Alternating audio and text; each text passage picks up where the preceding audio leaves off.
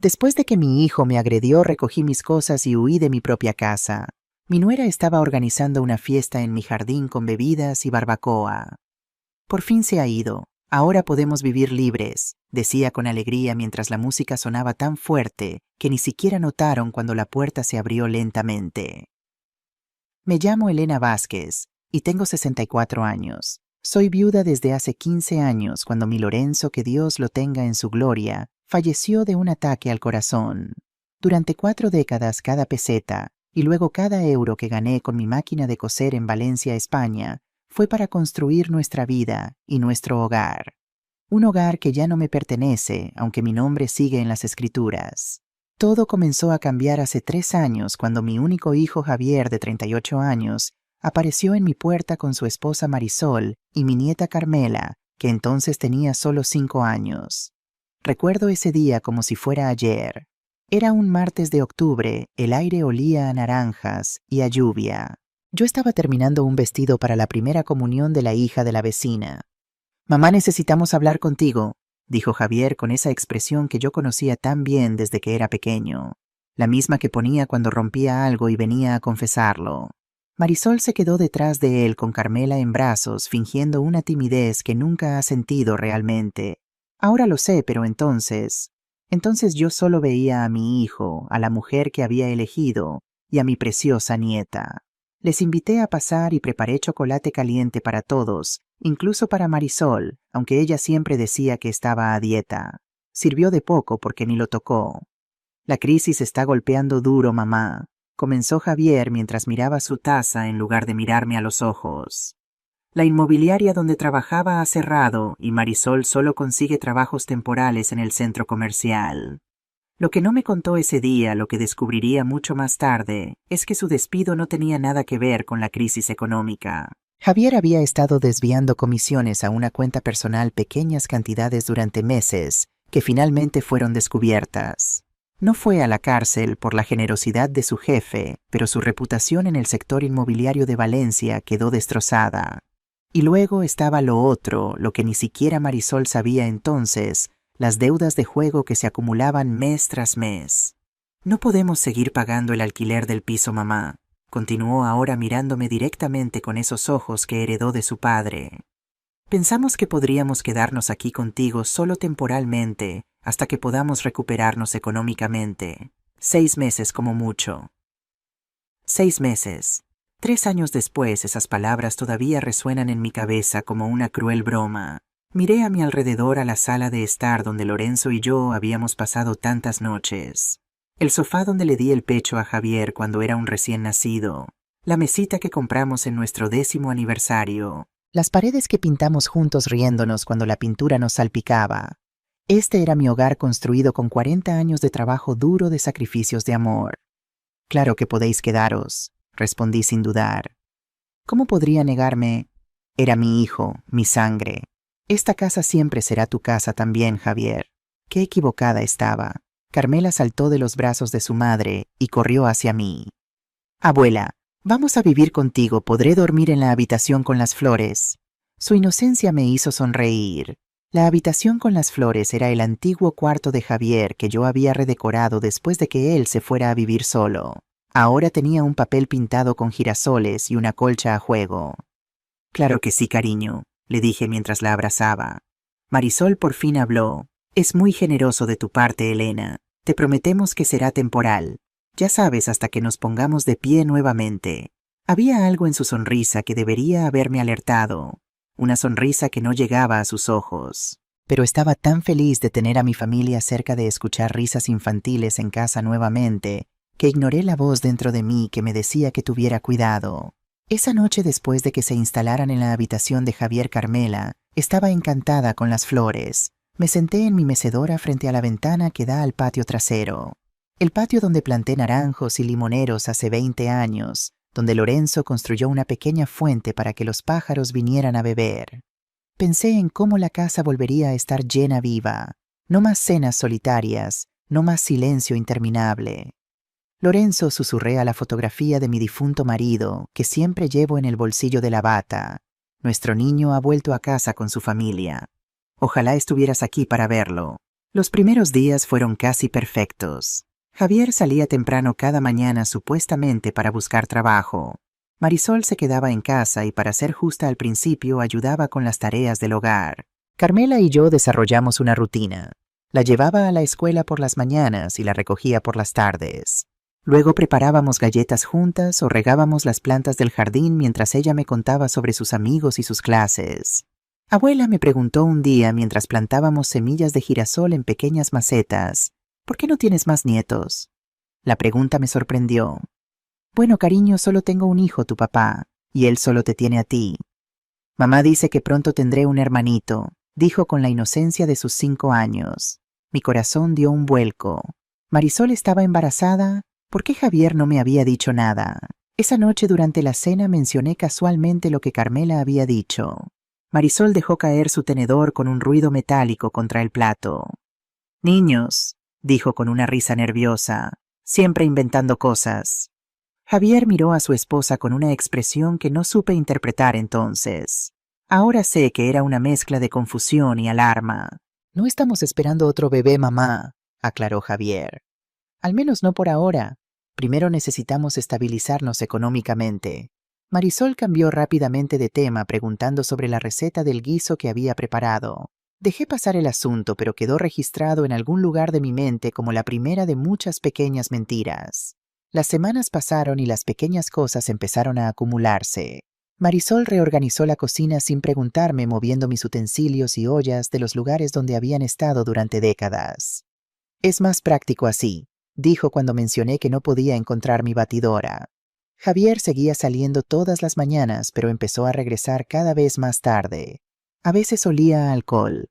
Cuando le preguntaba sobre su búsqueda de trabajo, respondía vagamente: hay algunas posibilidades, mamá. No te preocupes. Las facturas empezaron a aumentar. La electricidad, el agua, el gas. Todo se disparó. Marisol usaba la lavadora 3 veces al día.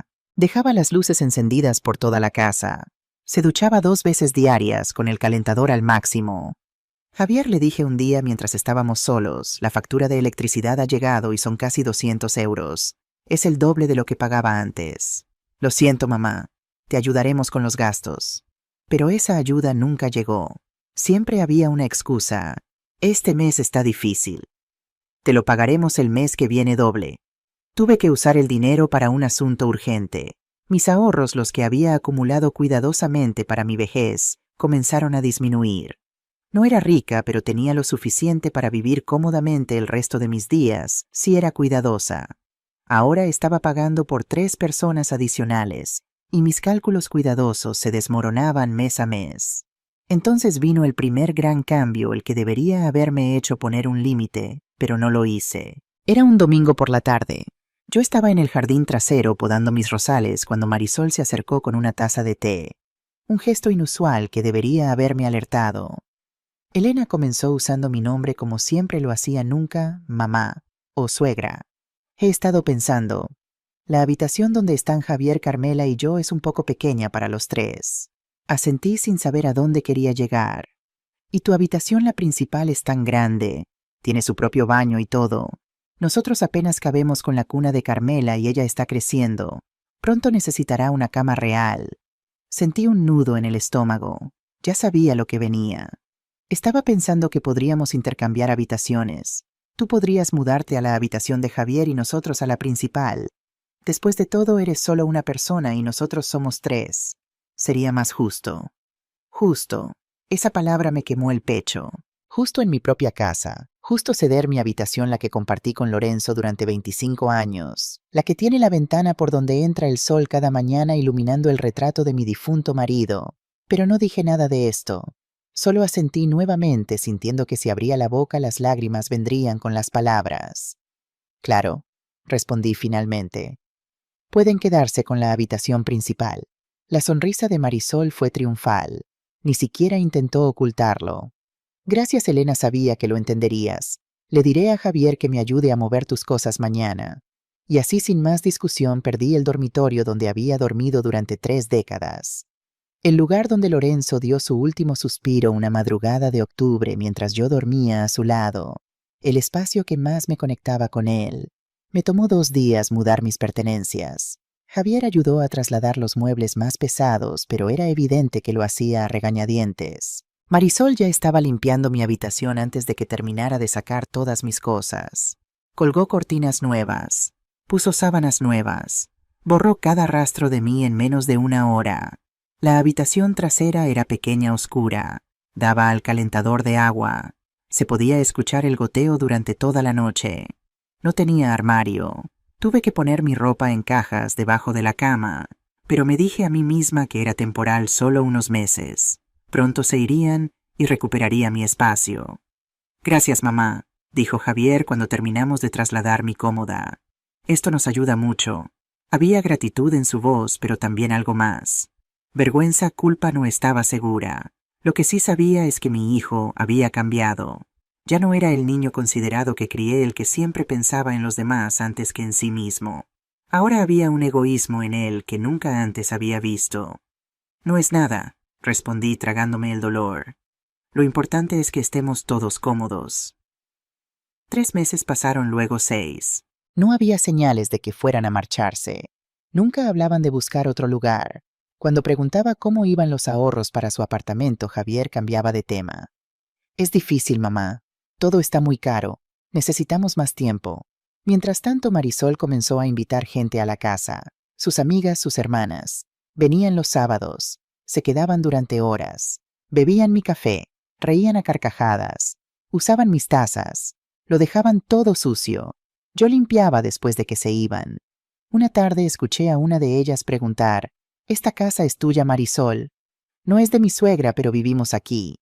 La otra mujer dijo algo que no pude escuchar. Marisol se rió. Ya veremos, ya veremos. Esas palabras siguieron resonando en mi mente. Ya veremos. ¿Qué estaba planeando Javier? Comenzó a llegar cada vez más tarde a casa. Decía que había tráfico, que tenía reuniones, que el trabajo estaba difícil, pero olía a cerveza. Llegaba con los ojos enrojecidos, con la ropa arrugada. Marisol no le decía nada. No parecía importarle. Yo cuidaba a Carmela todas las tardes. Marisol decía que necesitaba descansar, que estar con un niño todo el día la agotaba. Salía. No decía a dónde. Regresaba horas más tarde con bolsas de compras, ropa nueva, zapatos, maquillaje. Estaba gastando dinero que supuestamente no tenían. Carmela comenzó a llamarme mamá. Yo era quien la alimentaba, quien la bañaba, quien la acostaba a dormir. Marisol se enfadó. No le enseñes a llamarte así. Yo soy su madre. Le expliqué que la niña lo decía por sí misma, que yo no le estaba enseñando nada. Pero Marisol no me creyó. Comenzó a mantener a Carmela alejada de mí. Cuando la niña venía a buscarme, Marisol la llamaba: «Ven con mamá. Deja a la abuela tranquila. Tiene cosas que hacer». Carmela lloraba. Quería quedarse conmigo. Pero Marisol insistía.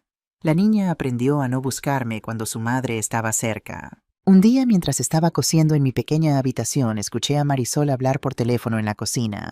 No quería espiar, pero su voz era alta y las paredes delgadas. «Sí, está funcionando perfectamente. La vieja nos ha dejado su habitación.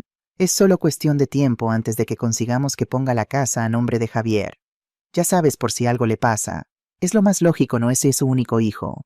Mi corazón se aceleró. Así que ese era el plan. Querían mi casa. No solo vivir en ella temporalmente, sino poseerla completamente. Esa noche no dormí. Me quedé mirando al techo, escuchando el goteo incesante del calentador de agua, pensando en cómo había llegado a esta situación. Yo, que siempre había sido independiente. Yo, que trabajé durante 40 años para tener mi propio techo. Ahora estaba siendo lentamente desplazada de mi propio hogar por mi hijo y su esposa. Al día siguiente revisé mis documentos importantes, las escrituras de la casa, mis estados de cuenta bancarios, mi identificación. Los guardaba en una caja de metal en el fondo de mi armario. Pero cuando abrí el armario, la caja no estaba allí. El pánico me invadió. Busqué por toda la habitación, debajo de la cama, entre mis ropas. Nada. Alguien había tomado la caja. Y solo había 2 posibles culpables. Confronté a Javier esa noche cuando regresó del trabajo o de donde fuera que pasaba sus días. «Javier, mis documentos han desaparecido. ¿Sabes algo de esto?» Ni siquiera me miró a los ojos. «No sé de qué estás hablando, mamá». «Mi caja de metal, la que contiene las escrituras de la casa, mis papeles bancarios. Quizás la moviste y lo olvidaste. Ya sabes que últimamente olvidas cosas». Era la primera vez que insinuaba que mi memoria fallaba. Yo tenía 64 años, no 94. Mi mente estaba perfectamente clara. No la olvidé, Javier. Alguien la tomó. Y solo vivimos 3 personas en esta casa. Finalmente me miró con una expresión que nunca había visto en el rostro de mi hijo. Fría, calculadora. Mamá, creo que necesitas descansar. Estás imaginando cosas. Me di la vuelta y me fui a mi habitación temblando no de miedo, sino de rabia. Estaban intentando hacerme dudar de mi propia cordura. Había escuchado sobre esto el gaslighting. Nunca pensé que mi propio hijo lo usaría contra mí. Unos días después de la desaparición de mis documentos, recibí una carta del banco. Era un estado de cuenta de un préstamo que yo nunca solicité. 5,000 a mi nombre con mi firma, o algo que se parecía a mi firma. Llamé al banco inmediatamente. Sí, señora Vázquez, me dijo el empleado. El préstamo fue aprobado hace 2 meses. El dinero ya está en su cuenta. Pero yo no había visto ese dinero. No estaba en mi cuenta. Debe haber un error, insistí. Yo nunca solicité este préstamo. Lo siento, señora, pero tenemos su solicitud con su firma. Todo está en orden. Colgué sintiendo que el mundo se desmoronaba a mi alrededor. Alguien había falsificado mi firma.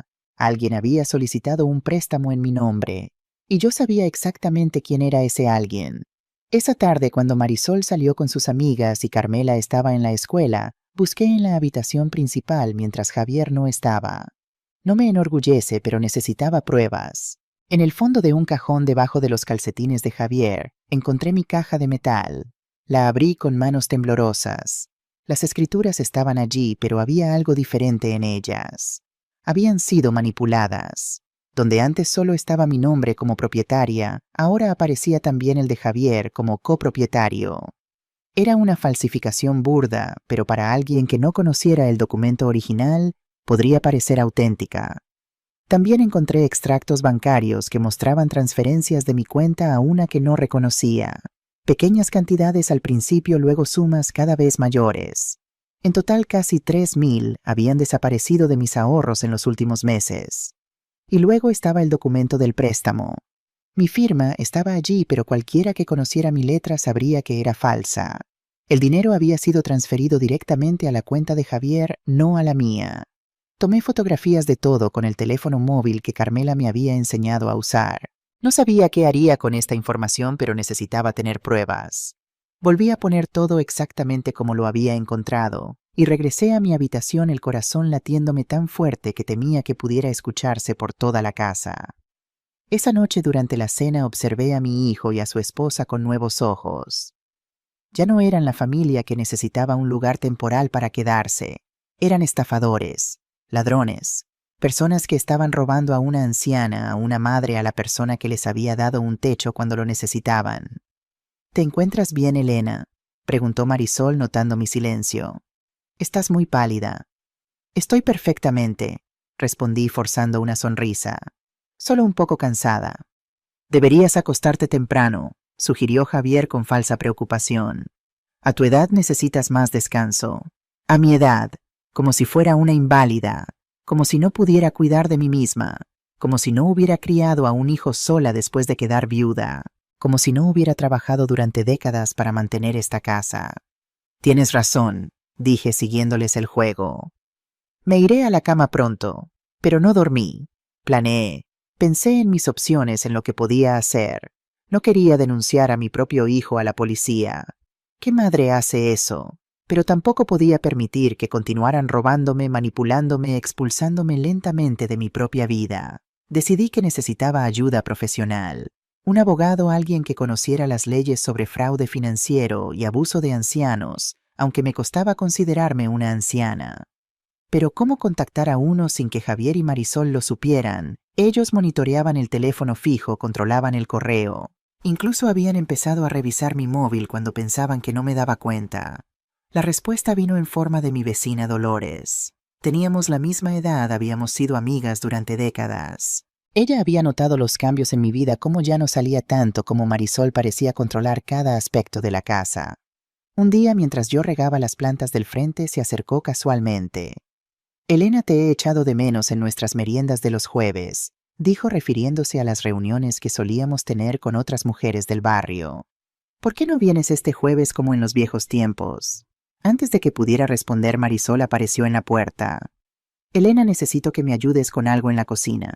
Dolores me miró significativamente, luego a Marisol, luego a mí otra vez. Vio algo en mi expresión, algo que yo no pude ocultar. En realidad, dijo Dolores con firmeza, necesito que Elena me ayude con un patrón de costura. Será solo 1 hora. Puedes prescindir de ella durante 1 hora, ¿verdad, querida? Marisol dudó, claramente molesta por la intrusión, pero sin una excusa razonable para negarme salir. Supongo, respondió finalmente. Pero no tardes mucho, Elena. Sabes que Carmela llega pronto de la escuela. Así fue como por primera vez en meses pude hablar libremente con alguien fuera de las paredes de mi prisión doméstica. En la sala de estar de Dolores, rodeada de sus plantas y sus fotografías familiares, le conté todo. El préstamo fraudulento, los documentos falsificados, el dinero desaparecido, cómo me habían quitado mi habitación, cómo controlaban cada aspecto de mi vida. Dolores escuchó sin interrumpir su expresión, cambiando de sorpresa a preocupación y finalmente a indignación. Esto es abuso, Elena, dijo cuando terminé.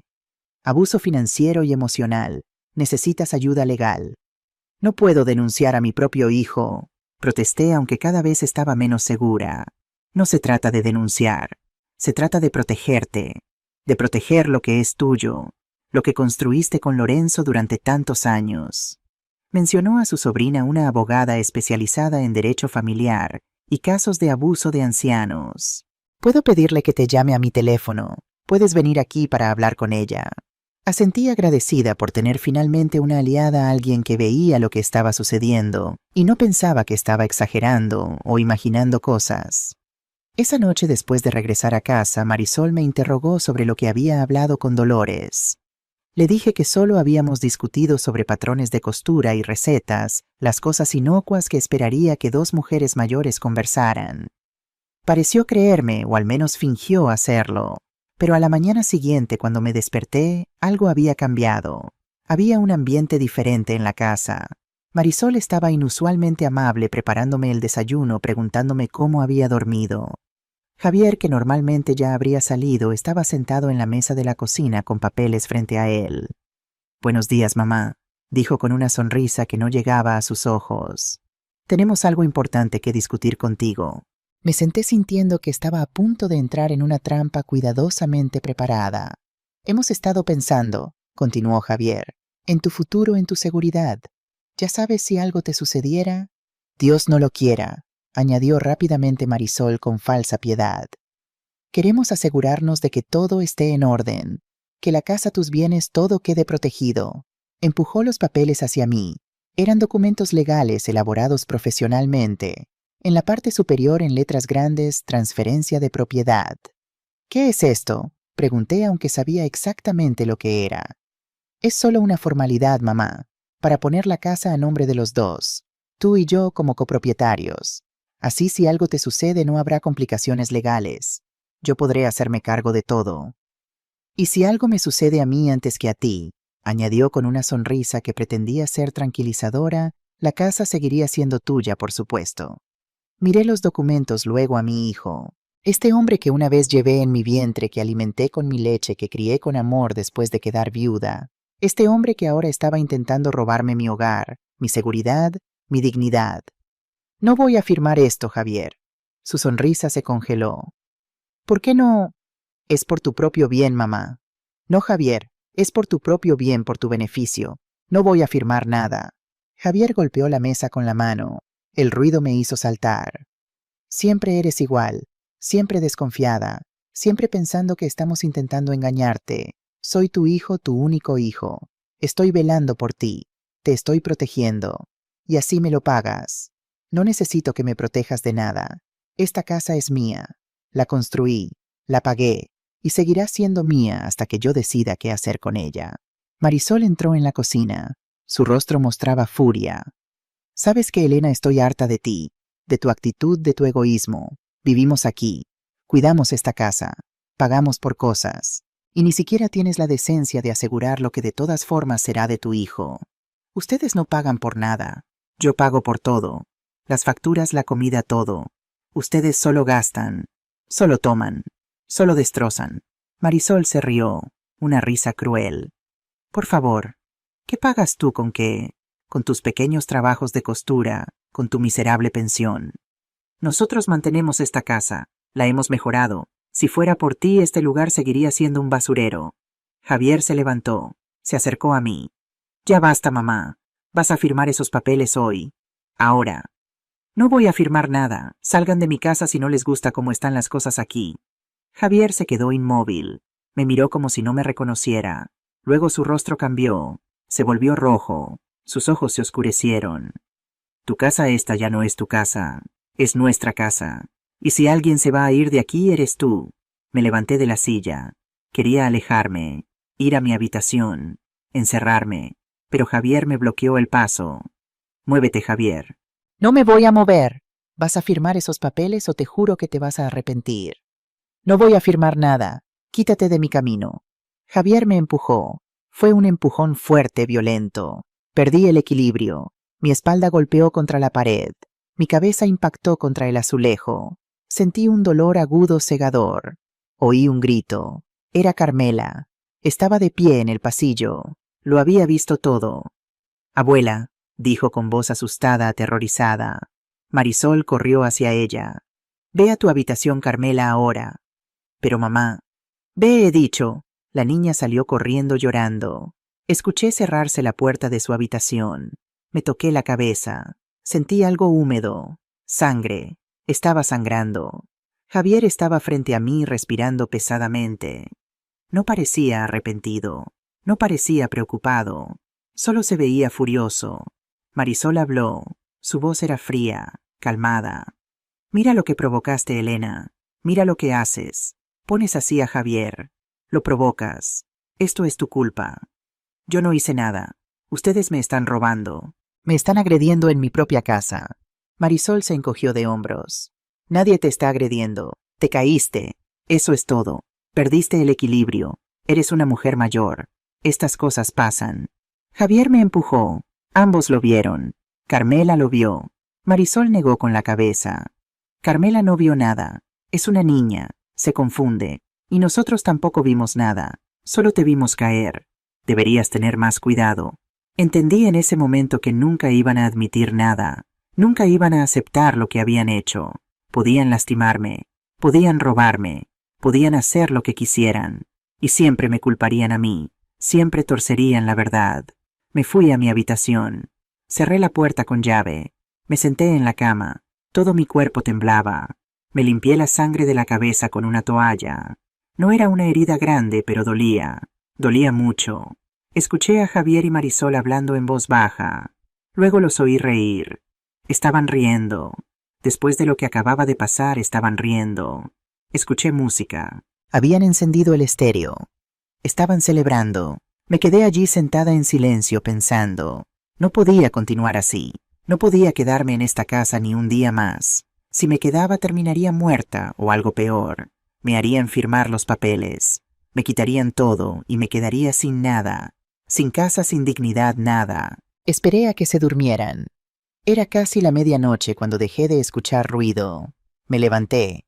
Saqué mi bolsa, la misma que había preparado en mi mente durante días. Puse ropa, medicamentos, los documentos que había escondido, dinero. Tenía unos 1.200 euros ahorrados en efectivo, todo lo que había logrado guardar sin que ellos lo supieran. Abrí la puerta de mi habitación lentamente. La casa estaba oscura, silenciosa. Caminé por el pasillo. Pasé junto a la habitación de Carmela. Quería entrar. Quería despedirme, pero no podía. Si la despertaba, Marisol lo notaría y no me dejarían salir. Llegué a la sala de estar. Vi mis muebles, mi mesa, mis cosas, todo lo que había sido mío. Ya no lo era. Ya no me pertenecía. Esta casa ya no era mi hogar. Era mi prisión. Abrí la puerta principal. El aire frío de la noche me golpeó en la cara. Di un paso afuera. Cerré la puerta tras de mí.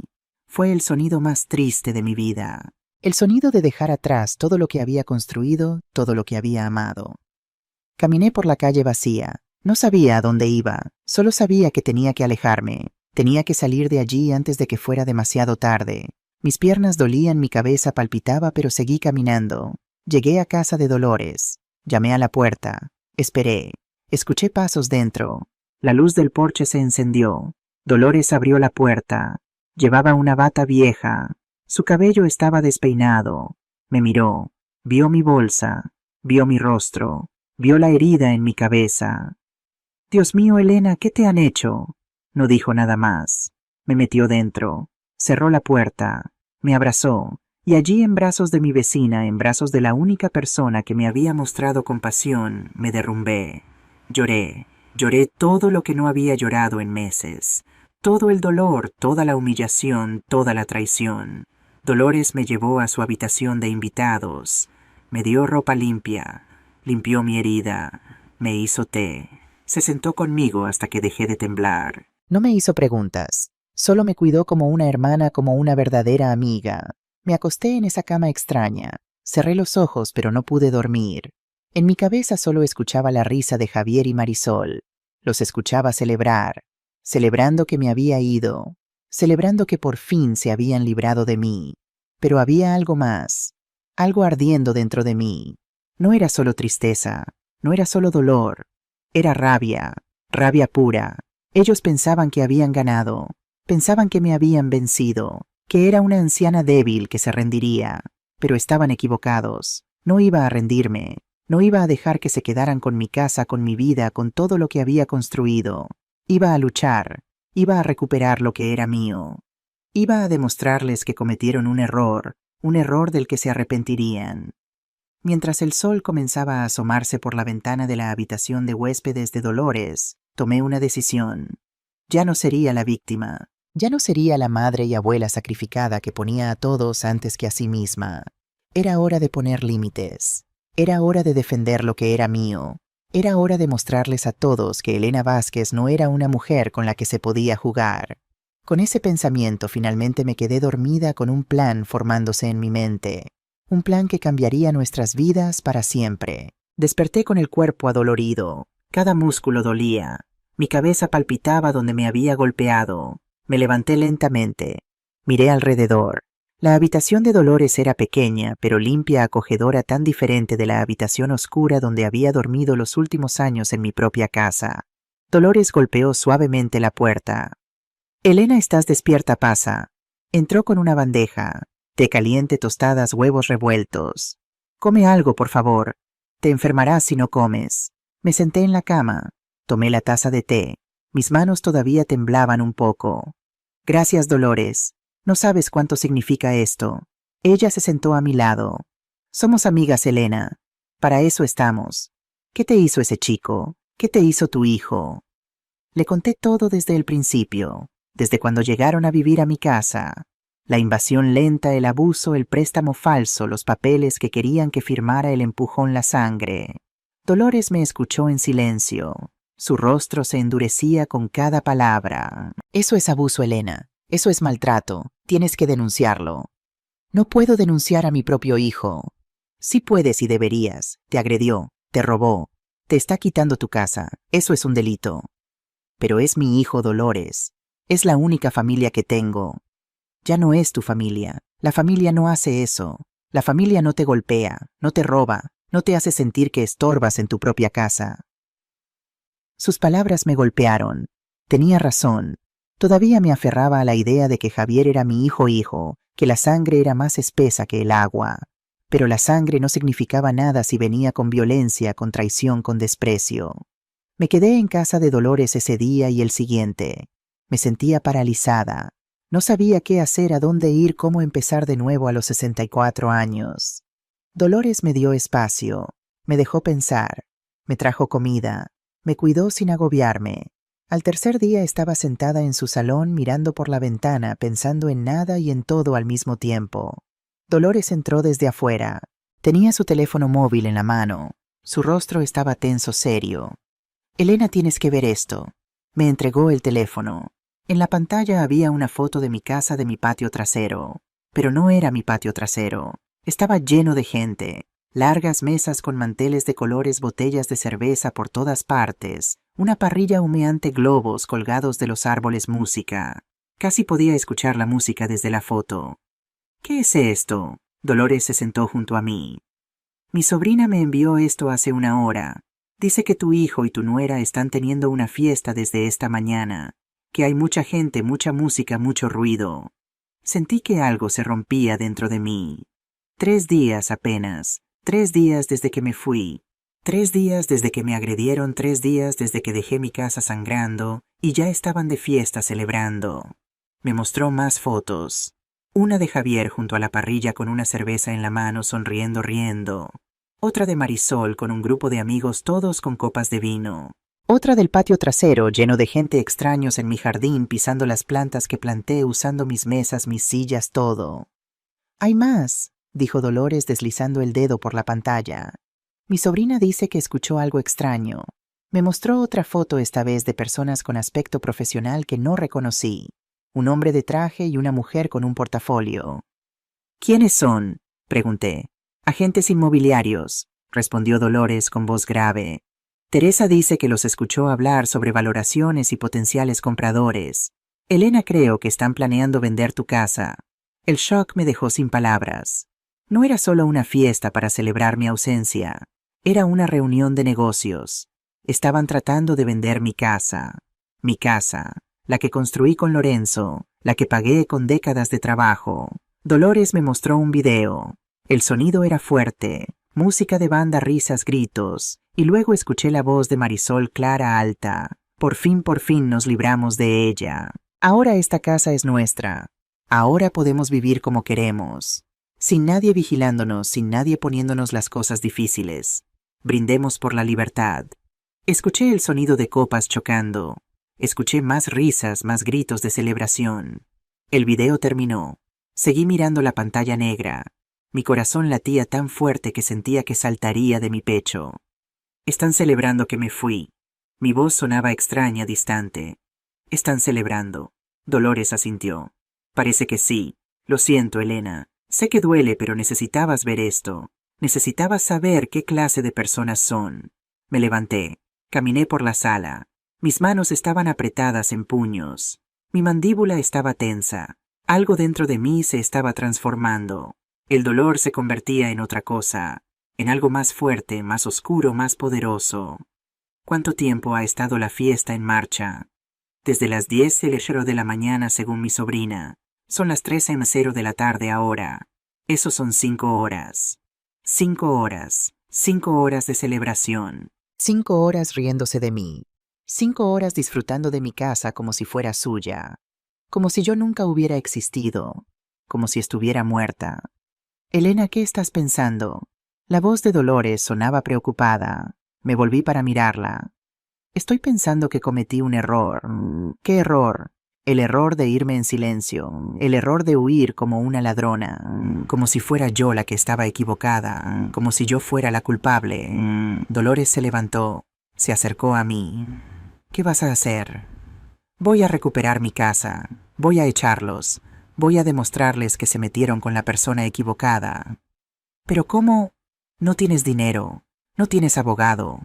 Ellos tienen todo. Tienen tu casa, tus cosas, todo». «Tengo algo mejor. Tengo la verdad. Tengo los documentos que prueban que esa casa es mía. Tengo esta herida en la cabeza. Tengo los extractos bancarios que muestran que pago por todo. Tengo testigos. Tengo pruebas». Dolores me miró con algo en sus ojos. Respeto, tal vez. Admiración. «¿Necesitas ayuda? Conozco a una abogada. Una buena. Se especializa en casos de abuso familiar y fraude. Llámala». Dolores sacó su teléfono, marcó un número, habló en voz baja, explicó la situación, escuchó, asintió, colgó. «Puede vernos hoy. Ahora mismo tiene un hueco. Dice que suena urgente, que cuanto más rápido actuemos mejor». «Vamos». Me puse un suéter. Agarré mi bolsa. Metí todos los documentos que había salvado, las copias de las escrituras, los extractos bancarios, las fotos antiguas de mi casa, todo lo que pudiera ser útil. Fuimos en el coche de Dolores. El despacho de la abogada estaba en el centro, un edificio antiguo pero bien mantenido. Subimos al 3er piso. La oficina era pequeña, llena de libros de expedientes. Una mujer de unos 50 años nos saludó. Pelo corto, gafas, rostro serio pero amable. «Usted debe ser Elena Vázquez. Soy Elisabetta Vega». «Lo soy. Gracias por recibirme con tan poca antelación».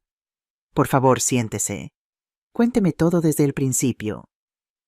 Le conté mi historia otra vez con más detalles.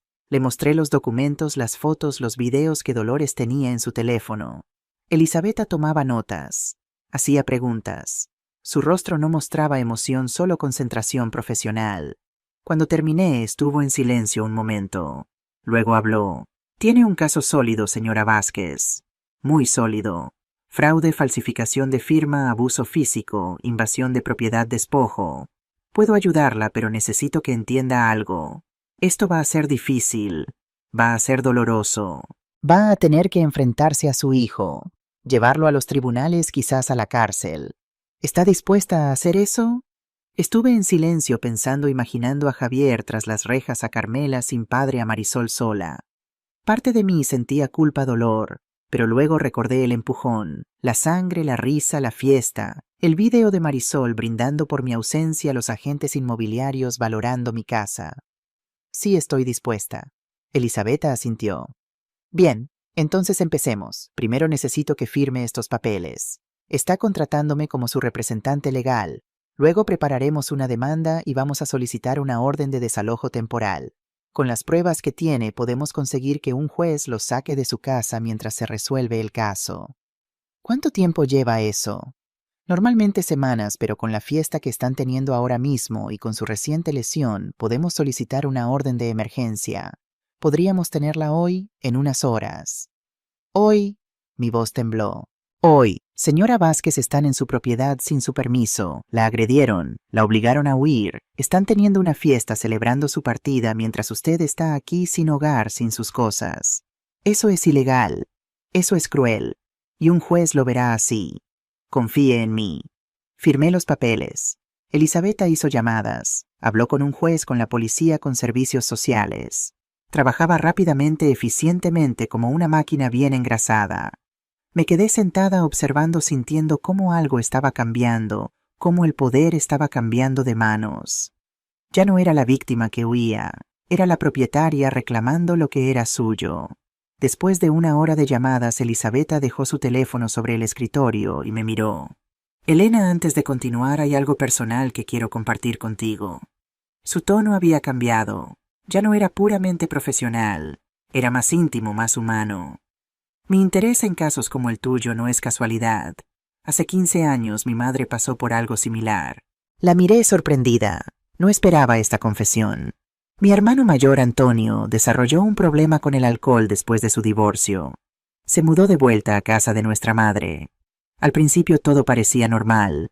Luego empezó a controlar sus finanzas, a aislarla de sus amigos, incluso a intimidarla físicamente. Elisabetta se quitó las gafas y las limpió lentamente. Un día mi madre me llamó llorando. Antonio la había empujado y había caído fracturándose la muñeca. Pero lo peor no fue eso. Lo peor fue que cuando llegué al hospital ella me suplicó que no lo denunciara. Es mi hijo, decía. No puedo hacerle esto. Sus palabras me atravesaron. Era exactamente lo que yo había dicho. Respeté sus deseos. No presenté cargos. 3 meses después Antonio había vaciado sus cuentas bancarias y había hipotecado su casa para financiar su adicción. Cuando finalmente actuamos era demasiado tarde. Mi madre perdió casi todo. Murió 2 años después, creo que en parte por la tristeza y la humillación. Elisabetta me miró directamente a los ojos. Desde entonces me he dedicado a ayudar a personas como tú, Elena, porque sé que el amor maternal es poderoso, pero a veces ese amor nos ciega. A veces la verdadera forma de amar a nuestros hijos es establecer límites firmes, incluso cuando eso signifique consecuencias legales para ellos. Sus palabras me conmovieron profundamente. No estaba sola en esto. Esta mujer no solo entendía legalmente mi caso, sino que lo entendía emocionalmente. Había vivido el otro lado de esta historia. Gracias por confiarme esto, le dije. Me ayuda a saber que entiendes realmente lo que estoy pasando. Elisabetta asintió y volvió a su modo profesional. Entonces continuemos. He hablado con el juez Ramírez. Conoce bien estos casos. Ha accedido a revisar tu solicitud de emergencia esta misma tarde. 3 horas más tarde, Elisabetta colgó el teléfono. Sonrió una pequeña sonrisa profesional. Lo tenemos. El juez aprobó la orden de desalojo de emergencia. Tenemos permiso para entrar en su propiedad acompañados por la policía. Podemos hacerlo ahora mismo esta tarde durante la fiesta. ¿Durante la fiesta? Repetí las palabras. Sí, mientras todos están allí, todos los testigos, todas las pruebas de que están ocupando ilegalmente su propiedad es el mejor momento. Los pillaremos desprevenidos. No podrán esconder nada. No podrán negar nada. Dolores me tomó de la mano. ¿Estás segura, Elena? ¿Estás lista para esto? Miré por la ventana. El sol comenzaba a ponerse. Pronto sería de noche. Pronto llegaría el momento de regresar, de enfrentarlos, de reclamar. Sí, estoy lista. El nombre completo de la abogada era Elisabetta Vega Montero. Tenía 20 años de experiencia en casos de derecho familiar y de propiedad. Me contó mientras preparaba los últimos documentos. He visto casos como el suyo docenas de veces, señora Vázquez. Hijos que abusan de sus padres, que los despojan, que los maltratan, y siempre es lo mismo. Los padres tienen miedo de actuar, miedo de quedarse solos, miedo de lo que dirá la gente, pero usted está haciendo lo correcto, lo valiente. No me siento valiente, me siento asustada. Eso es normal, pero el miedo no significa que esté equivocada, solo significa que está reclamando algo que vale la pena. Elisabetta hizo más llamadas, coordinó con la policía. Necesitamos 2 coches patrulla, una orden de desalojo, presencia de una trabajadora social en caso de que haya menores en la propiedad. Sí hay una niña, mi nieta 9 años. Bien, entonces también servicios de protección infantil solo como observadores para asegurarnos de que todo se hace correctamente. Cada palabra que decía hacía que todo fuera más real, más concreto. Ya no era solo una idea, era un plan que iba a ejecutarse en cuestión de horas. Dolores apretó mi mano. Vas a estar bien. Voy a estar contigo. No te voy a dejar sola. Gracias. No sé qué haría sin ti. Sonrió. Para eso están las amigas. Elisabetta puso los papeles en un maletín. Lista, la veré en su dirección a las 18 de cerro esta tarde. La policía ya ha sido notificada. La trabajadora social también. Todo está coordinado. Usted solo tiene que estar allí, firmar lo que sea necesario y dejar que la ley haga su trabajo. Salimos de la oficina. Eran las 16:30. Teníamos 1 hora y media. Dolores sugirió que fuéramos a comer algo. No has comido bien en días, Elena. Necesitas fuerzas. Fuimos a una pequeña cafetería cercana. Pedí sopa de pollo. Apenas pude comer. Mi estómago estaba anudado. Los nervios me comían por dentro. «Estás pensando en Carmela», dijo Dolores con voz suave. Sabía exactamente lo que pasaba por mi cabeza. Sí, todo el tiempo. Ella va a estar allí. Va a ver todo. Va a ver a su padre siendo sacado de la casa. Me va a ver a mí llegando con la policía. ¿Cómo le explico eso? ¿Cómo le hago entender que no es su culpa? Elisabetta dijo que la trabajadora social cuidará de ella. Se asegurará de que esté bien, de que no la traumaticen más de lo necesario. Pero ya está traumatizada Dolores. Ya vio a su padre golpearme. Ya vive en un ambiente violento. Por eso es importante que hagas esto, para sacarla de allí y para mostrarle que el abuso no se tolera, que hay consecuencias, que las mujeres no tienen que aguantar lo que las abuelas tampoco.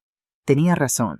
Esto no era solo por mí, era por Carmela también, para enseñarle que merecía crecer en un hogar sin violencia, sin gritos, sin miedo. Aunque ese hogar ya no incluyera a su padre. Terminamos de comer. Dolores pagó la cuenta. No tenía hambre, pero había comido lo suficiente para no desmayarme. Necesitaba estar fuerte, necesitaba estar lúcida. Esto era lo más importante que había hecho en años, quizás en toda mi vida. Subimos al coche. Dolores condujo lentamente. Llegamos a mi calle a las 17:40. Aparcamos 3 casas antes de la mía. Desde allí podíamos ver. La fiesta todavía continuaba. Todavía había gente. Todavía había música. Todavía había risas. Mi corazón latía tan fuerte que sentía que iba a explotar. Respiré hondo 1 vez, 2 veces, 3 veces. Dolores me miró de reojo. ¿Quieres esperar en el coche? Puedes salir cuando llegue la policía. No quiero verlo todo. Quiero estar presente desde el principio. A las 18:00 exactamente llegó el primer coche patrulla. Estacionó frente a mi casa. 2 policías salieron. Un hombre mayor, una mujer joven. Detrás llegó otro coche. Era Elisabetta. Tenía más papeles, un maletín, rostro serio y profesional. Un tercer vehículo llegó, un SUV blanco, una mujer con una carpeta salió de él. La trabajadora social. Elisabetta me vio en el coche de Dolores. Me hizo una señal. Era hora. Salí del coche. Mis piernas temblaban. Dolores salió conmigo. Caminamos hacia el grupo. Los vecinos empezaban a salir de sus casas para mirar, para murmurar. Sabían que algo estaba pasando. Elisabetta me presentó a todos. Señora Vázquez, este es el oficial Ramírez. Esta es la oficial Torres. Y esta es la señora Sánchez de Servicios Sociales. Todos están aquí para apoyarla, para asegurarse de que todo se haga conforme a la ley. La oficial Torres habló. Su voz era firme pero no cruel. Señora, necesito que confirme que esta es su propiedad, que los documentos están en orden y que las personas que están dentro no tienen su autorización para estar allí. Sí, esta es mi casa, está a mi nombre. Tengo las escrituras aquí. Y ellos entraron con mi permiso hace años. Pero ahora me han agredido, me han robado, me han obligado a salir. No los quiero aquí más. Entendido. Procederemos. Quédese atrás con su abogada. Nosotros nos encargaremos. Si hay resistencia nos retiraremos y llamaremos a refuerzos. Pero generalmente cuando ven los coches patrulla cooperan. Asentí. No podía hablar. Mi garganta se había cerrado. Los 4 caminaron hacia mi casa, hacia la puerta principal. Me quedé atrás con Dolores. Mi corazón latía a 1000 por hora. Podía escuchar la música desde fuera. Voces, risas ajenas a lo que estaba a punto de suceder. El oficial Ramírez tocó la puerta con fuerza. 3 golpes secos. La música continuó. Nadie respondió. Golpeó de nuevo más fuerte. Policía, abra la puerta. La música bajó. Escuché pasos. La puerta se abrió. Era Javier. Tenía una cerveza en la mano, cara roja por el alcohol, una sonrisa en los labios. La sonrisa se desvaneció cuando vio los uniformes. Buenas tardes, soy el oficial Ramírez. Tenemos una orden judicial. Necesito que salga afuera y me permita entrar. Javier se quedó helado. ¿Qué? ¿Una orden para qué? ¿De quién? Elisabetta dio un paso adelante. Mostró los papeles. Una orden de desalojo temporal emitida por el juez Morales. Esta propiedad pertenece a la señora Elena Vázquez. Usted y su familia deben desalojar inmediatamente. Javier me vio entonces. Yo estaba de pie en la calle detrás de todos. Su rostro cambió. Sorpresa, luego ira. Mamá, ¿qué hiciste? ¿Qué demonios hiciste? Marisol apareció detrás de él. ¿Qué pasa, Javier? ¿Quiénes son? Vio los coches patrulla. Vio a los oficiales. Me vio a mí. Su rostro se puso pálido. Esto es un error. Esta es nuestra casa. Vivimos aquí. No pueden echarnos así. Elisabetta habló con voz tranquila pero firme. Esta propiedad está registrada a nombre de Elena Vázquez. Ella tiene el derecho legal de solicitar su desalojo, especialmente después de haber sido víctima de agresión física y fraude. Tenemos documentación de todo, incluido el préstamo que solicitaron a su nombre sin su consentimiento. Eso es mentira, gritó Marisol. Ella autorizó ese préstamo. Ella vive aquí. Nosotros la cuidamos. No pueden hacer esto.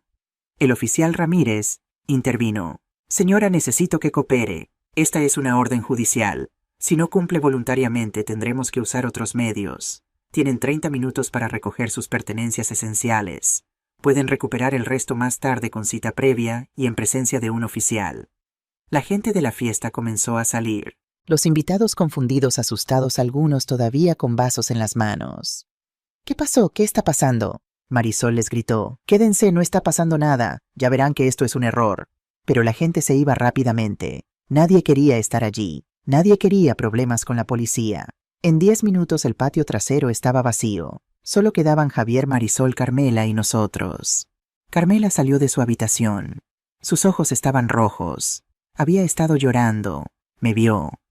Abuela, corrió hacia mí. La trabajadora social intentó detenerla, pero negué con la cabeza. Dejé que viniera. Me abrazó por la cintura. Por favor, abuela, no dejes que nos echen. Por favor. Mi corazón se rompió en pedazos. Me arrodillé frente a ella. Mi amor, esto no es tu culpa. Nada de esto es tu culpa. Pero ya no puedo vivir aquí con tus padres. Me lastimaron. Me hirieron. Y tengo que cuidarme. Tengo que estar a salvo. Pero yo te cuidaré, abuela. Yo te protegeré. Lo sé, mi vida. Lo sé. Y te quiero. Siempre te querré. Pero esto es algo que los adultos tienen que resolver.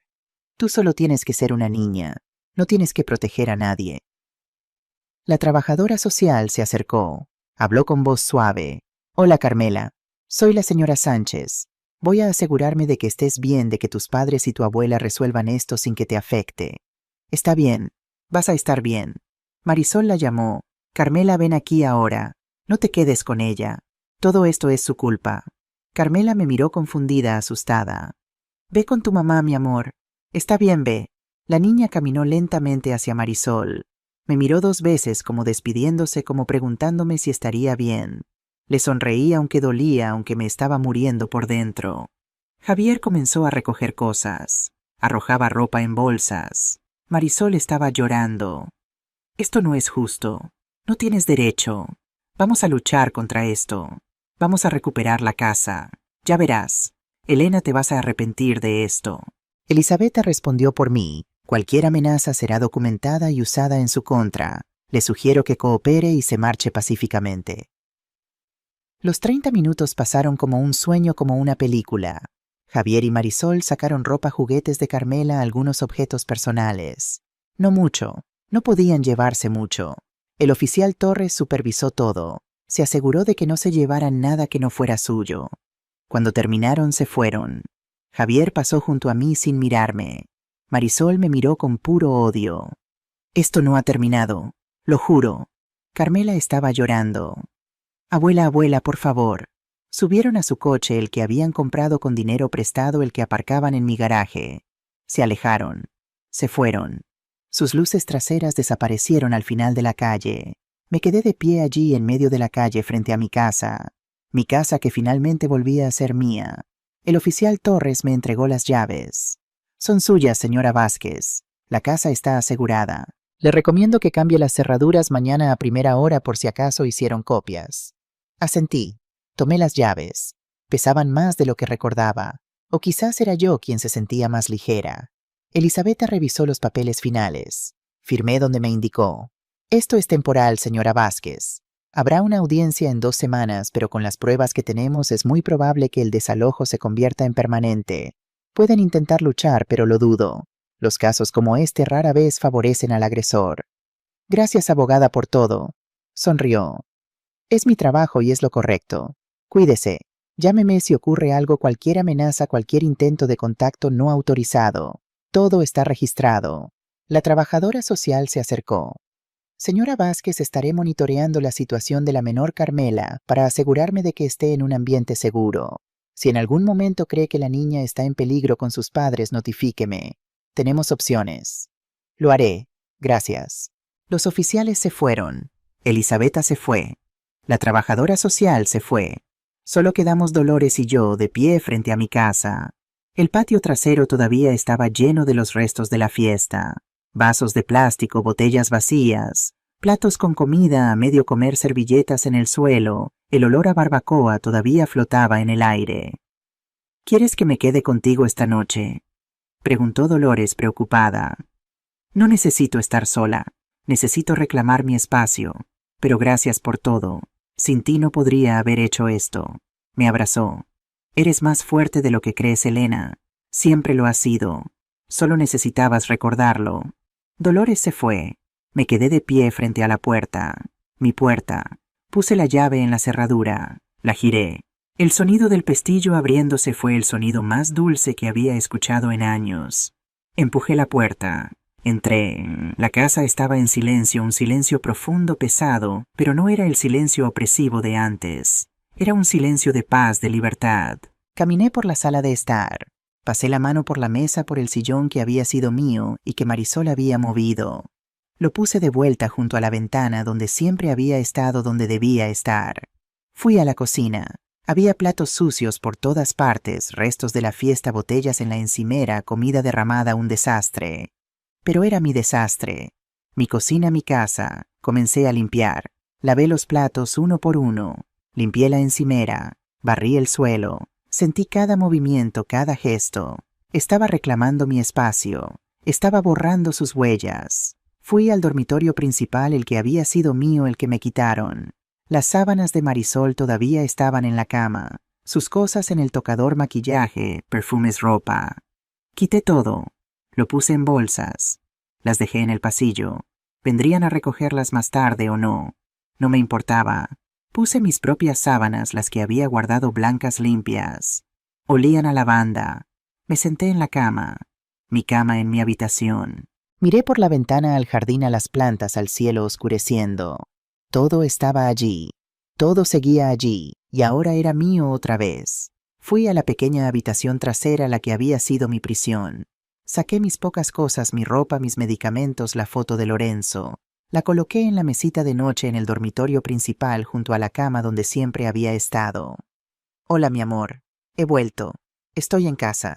Pasé las siguientes horas limpiando, organizando, reclamando cada rincón, cada espacio.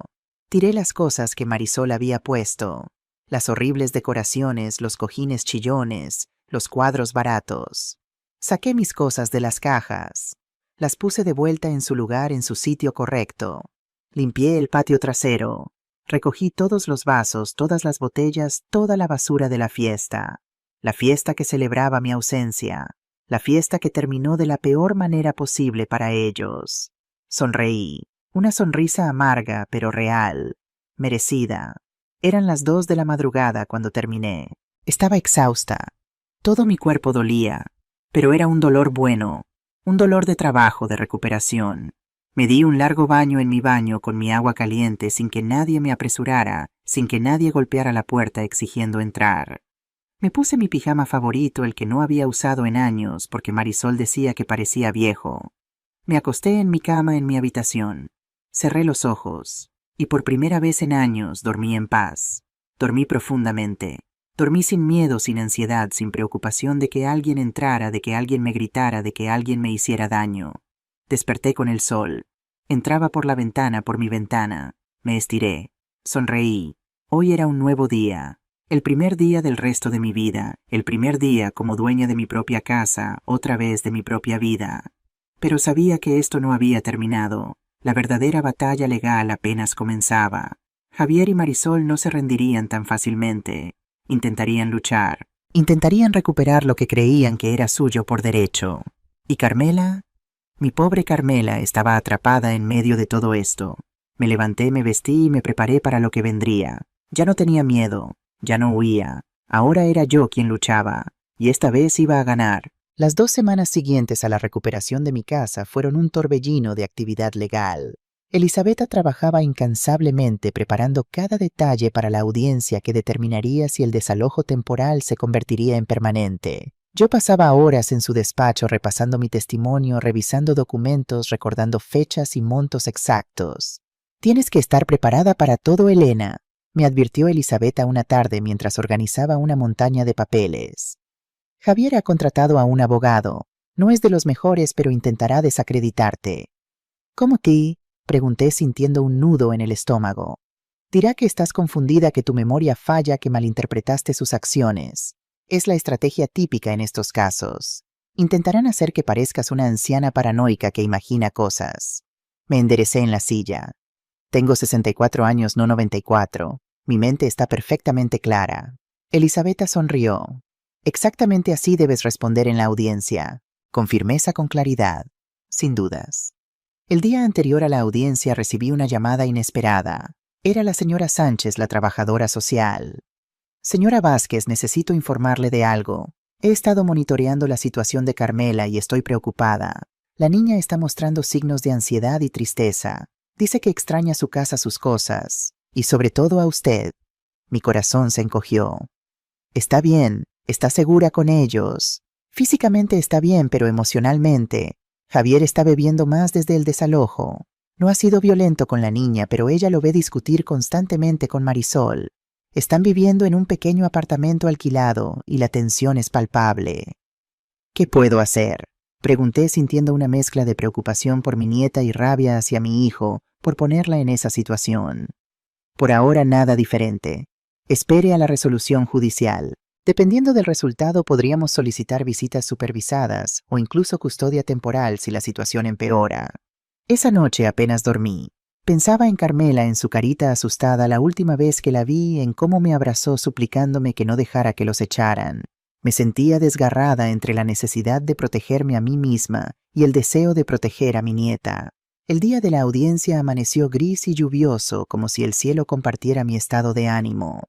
Dolores vino a recogerme temprano. Me había ayudado a elegir un conjunto apropiado, un vestido azul marino sobrio, un cardigan gris, zapatos cómodos pero presentables. Nada ostentoso, nada que pudiera hacer pensar que estaba disfrutando de esta situación. «Estás hermosa», me dijo mientras me ajustaba el cuello del vestido. «Fuerte y digna, así es como debes presentarte». El juzgado era un edificio imponente en el centro de Valencia. Mármol frío, techos altos, un silencio reverencial interrumpido solo por el eco de pasos apresurados y murmullos contenidos. Elisabetta nos esperaba en la entrada impecable en su traje sastre negro, portafolio de cuero en mano. «¿Lista, mi?» preguntó apretando mi hombro ligeramente. Lista, respondí aunque mi voz temblaba un poco. Entramos a una sala de audiencias pequeña pero formal. Y allí estaban sentados al otro lado Javier y Marisol. Mi hijo llevaba un traje que no recordaba haberle visto antes, probablemente comprado para la ocasión. Marisol vestía con sobriedad inusual, en ella un conjunto gris claro que la hacía parecer casi respetable.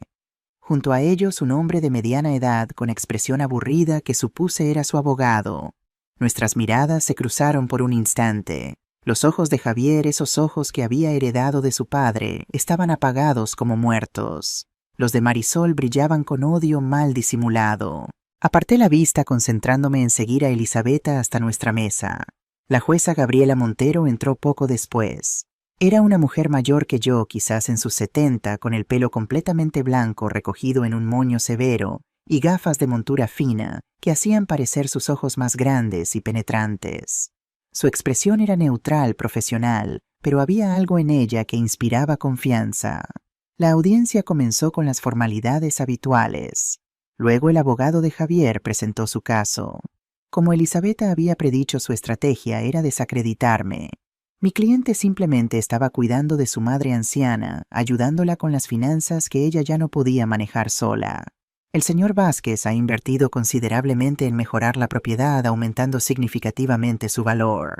Esta disputa es simplemente un malentendido familiar exacerbado por la confusión natural de la edad avanzada de la señora Vázquez. Sentí la sangre hervirme en las venas, pero me mantuve serena como Elisabetta me había aconsejado. Luego fue el turno de Elisabetta. Se levantó con calma, pero había una intensidad en su postura que captó inmediatamente la atención de todos en la sala. «Señoría, este no es un malentendido familiar. Es un caso claro de abuso financiero y físico contra una mujer perfectamente capaz que ha sido víctima de su propio hijo y nuera». Procedió metódicamente, presentando prueba tras prueba, el préstamo fraudulento con mi firma falsificada, los documentos alterados de la propiedad, extractos bancarios, mostrando transferencias no autorizadas, fotografías de mi herida tras el empujón de Javier, testimonios de Dolores y otros vecinos sobre cómo había cambiado mi vida desde que Javier y Marisol se mudaron conmigo. Y finalmente, señoría, tenemos esto. Elisabetta reprodujo el video que la sobrina de Dolores había grabado durante la fiesta. La voz de Marisol resonó clara en la sala. Por fin nos libramos de ella. Ahora esta casa es nuestra». Vi cómo Marisol se encogía en su asiento, cómo el abogado cerraba los ojos con expresión derrotada. Pero lo que más me impactó fue la reacción de Javier. Miraba el video como si viera un fantasma, como si no reconociera su propia voz, su propia risa, su propia vida. Cuando fue mi turno de testificar, sentí un extraño calma. Ya no tenía miedo, ya no me sentía avergonzada. Solo quería decir mi verdad simple y llanamente. Relaté todo desde el principio. Cómo Lorenzo y yo construimos esa casa ladrillo a ladrillo. Cómo crié a Javier sola después de quedar viuda. Cómo les abrí las puertas cuando dijeron que necesitaban ayuda temporalmente. Y luego cómo comenzó el abuso sutil al principio, luego cada vez más descarado, hasta culminar con violencia física. El abogado de Javier intentó desestabilizarme durante el contrainterrogatorio, sugiriendo que yo había aceptado voluntariamente todas las decisiones que había autorizado el préstamo, pero lo había olvidado que me había caído por accidente y culpaba injustamente a mi hijo. «Señor», respondí con una claridad que me sorprendió a mí misma. «He cosido vestidos de novia durante 40 años. Mis dedos pueden enhebrar una aguja sin mirar. Mi mente puede calcular metros de tela y presupuestos sin calculadora. No olvido cosas tan importantes como firmar un préstamo de 5.000 euros».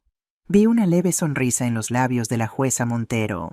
Luego llegó el momento que no esperaba. Javier pidió testificar. Su abogado parecía sorprendido como si esto no estuviera en el plan. Marisol lo miró alarmada tirando de su manga, pero él se liberó con un movimiento brusco y caminó hacia el estrado. Después de jurar, se quedó en silencio unos segundos que parecieron eternos. Luego miró directamente a la jueza. Todo lo que ha dicho mi madre es verdad. Un murmullo recorrió la sala. Elisabetta se tensó a mi lado. Abusé de su confianza. Falsifiqué su firma. La empujé cuando me enfrenté. La traté de una manera que me avergüenza recordar. Marisol se levantó furiosa. Javier, cállate. No sabes lo que estás diciendo. Silencio en la sala, ordenó la jueza. Señora, siéntese o será expulsada. Marisol se sentó, pero su rostro estaba contorsionado por la furia. Javier continuó ahora mirándome directamente. Mamá, no tengo excusa, pero sí tengo una explicación, aunque no espero que la aceptes. Hizo una pausa, respiró hondo. Tengo un problema con el juego. Comenzó hace 3 años, poco antes de que perdiéramos nuestro apartamento. No fue la crisis económica. Fui yo apostando el dinero del alquiler, convencido de que recuperaría todo y más. Sentí como si me hubieran dado un puñetazo en el estómago. Mi hijo, mi Javier, un ludópata. ¿Cómo no lo vi? Cuando nos mudamos contigo pensé que sería temporal de verdad. Pero las deudas siguieron creciendo. Los prestamistas amenazaban.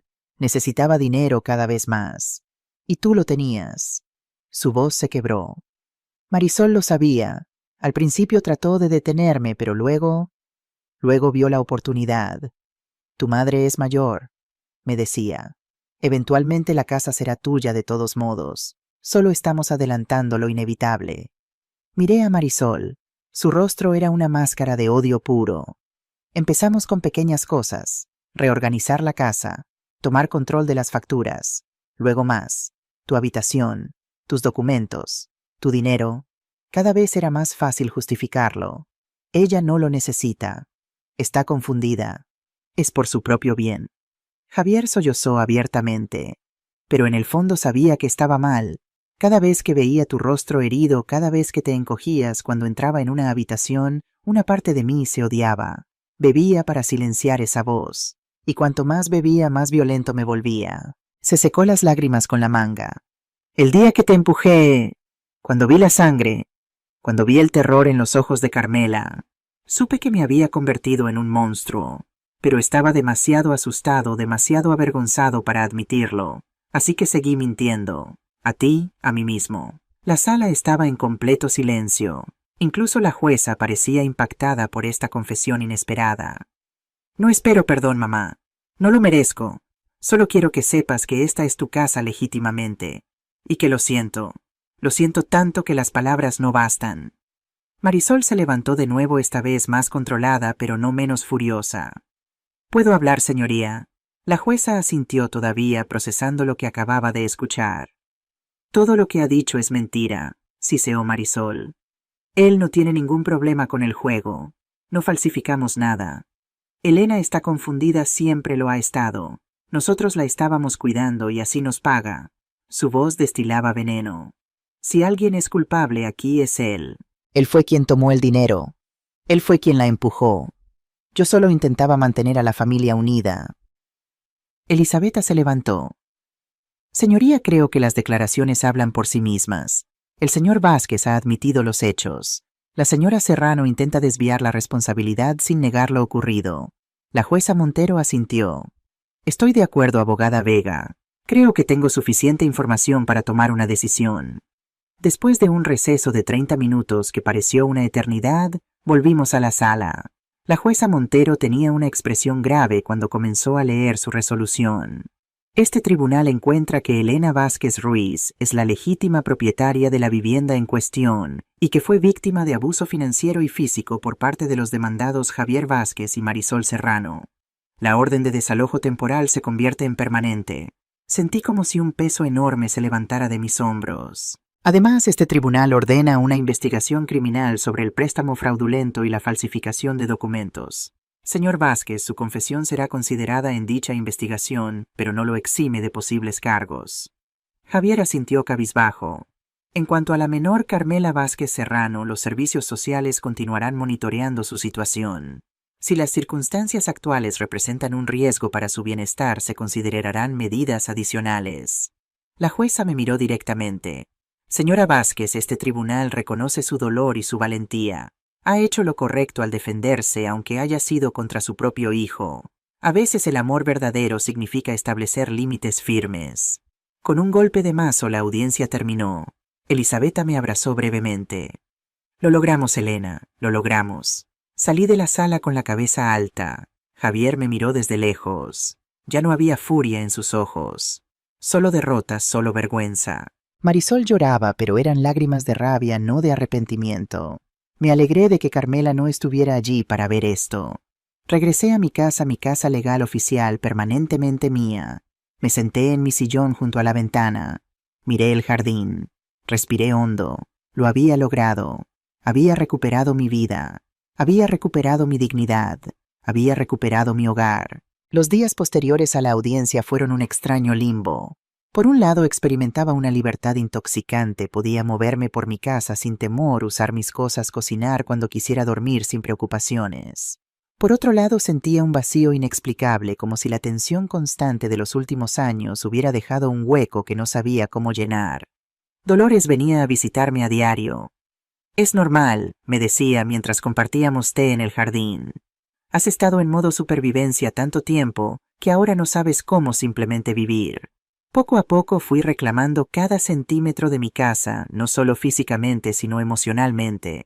Pinté las paredes de colores frescos, reorganicé los muebles, planté nuevas flores en el jardín. Cada acción era un acto de afirmación. Esto es mío, esto es mi elección, esto refleja quién soy. El cambio más significativo lo hice en la habitación que había sido de Carmela. Durante días mantuve la puerta cerrada, incapaz de enfrentar los recuerdos. Finalmente, con la ayuda de Dolores, vacié el cuarto donando los juguetes y ropa que Javier y Marisol habían dejado atrás. Pero guardé algunos objetos especiales en una caja, el osito de peluche que Carmela abrazaba, para dormir, el libro de cuentos que leíamos juntas, la bufanda que le tejí el invierno pasado. ¿Crees que la volveré a ver?, le pregunté a Dolores mientras cerraba la caja cuidadosamente. El tiempo lo dirá, amiga. El tiempo lo dirá. Retomé mi trabajo de costurera con renovado entusiasmo. Mis clientas antiguas regresaron y pronto corrió la voz de que Elena estaba de vuelta en el negocio. Algunas habían escuchado rumores sobre lo ocurrido. La historia se había filtrado como ocurre en los vecindarios pequeños. Para mi sorpresa, en lugar de miradas de lástima, recibía expresiones de respeto. Mi hermana pasó por algo similar, me confesó una clienta mientras le tomaba medidas para un vestido de fiesta. Ojalá hubiera tenido su valor Elena. Mi situación económica comenzó a mejorar. Sin tener que mantener a 3 personas adicionales, mis ahorros crecían de nuevo.